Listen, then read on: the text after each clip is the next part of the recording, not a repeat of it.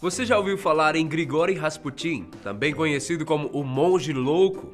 Esse misterioso homem foi uma figura muito influente dentro da monarquia russa, apesar de não ser nenhum político ou fazer parte da nobreza. Segundo os religiosos e alguns autores espirituais, Rasputin seria a reencarnação de um antigo mago que utilizava da magia negra.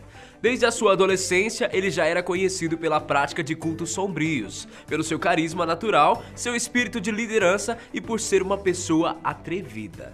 Os motivos da sua infiltração e de sua influência na corte russa ainda não foram completamente esclarecidos, mas chegou a tal ponto que bolaram um plano para assassinar Rasputin. Conseguir eliminar o misterioso russo não foi uma tarefa fácil e envolveu figuras importantes da monarquia, inclusive um príncipe. Mas e você? Sabe quem foi Rasputin, o homem mais difícil de ser assassinado até hoje? Eu sou Guilherme Marques e seja muito bem-vindo aqui ao Fatos Responde. Por que os humanos? Por que o arco-íris tem Por que o sete mel não cores? estraga? Por que o mar Por que o céu é azul? Grigori Rasputin nasceu em janeiro de 1869, na segunda maior cidade da Rússia, São Petersburgo.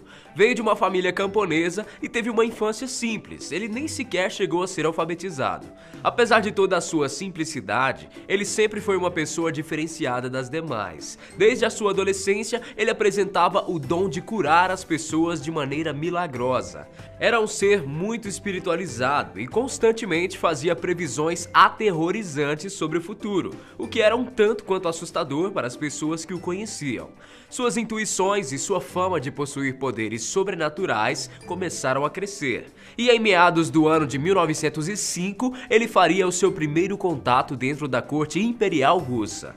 Segundo a história, tudo aconteceu depois que Rasputin teria salvo a vida do filho mais novo do czar Nicolau II, o último imperador da Rússia e uma das figuras mais importantes da corte naquela época. O garoto, herdeiro do trono, sofria da doença de hemofilia, onde a pessoa apresenta problemas de coagulação sanguínea. Então, toda vez que o jovem rapaz se machucava, era difícil conter a hemorragia. Os diversos médicos da corte nunca conseguiram achar uma cura ou uma solução para ajudar Alexis. Foi então que o monge louco pediu para ficar a sós com o garoto e intuitivamente conseguiu achar uma maneira de diminuir consideravelmente as hemorragias do futuro herdeiro do trono.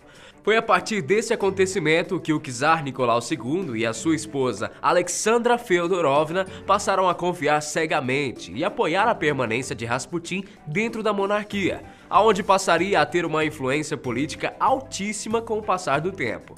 O russo chegou a assinar petições e promoções, além de, em alguns casos, ter o poder de nomear ministros.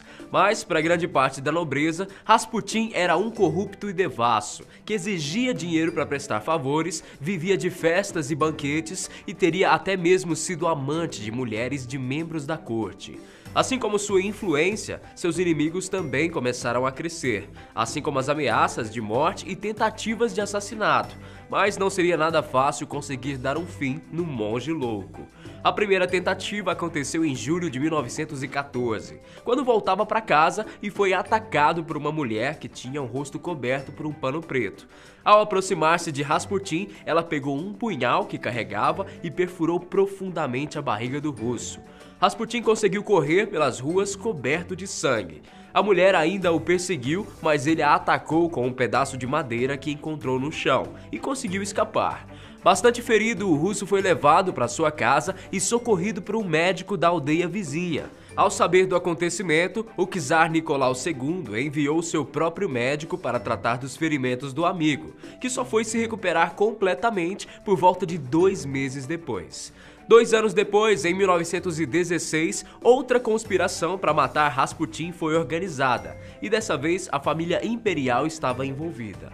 O príncipe Félix Yusupov convidou Rasputin para participar de um banquete em seu palácio, junto com outros amigos. O grupo de homens tinha preparado um pudim com cianeto de potássio, um composto altamente tóxico. A quantidade era suficiente para matar todos ali presentes. Porém, Rasputin comeu sozinho boa parte da sobremesa e nada aconteceu. Nesse momento, tanto o príncipe Félix quanto seus convidados já começaram a acreditar que as lendas sobre os seus poderes sobrenaturais eram verdadeiros e que ele tinha algum tipo de pacto demoníaco.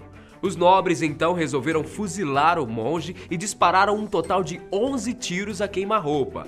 Mesmo assim, o russo misterioso caído no chão continuava vivo e jurava vingança contra os homens, deixando todos os conspiradores apavorados. Com muita dificuldade, amarraram o corpo de Rasputin e o jogaram em um rio gelado em frente ao palácio. 2 dias depois, o seu corpo foi encontrado coberto de gelo, com as mãos erguidas como se ele estivesse tentando soltar as cordas.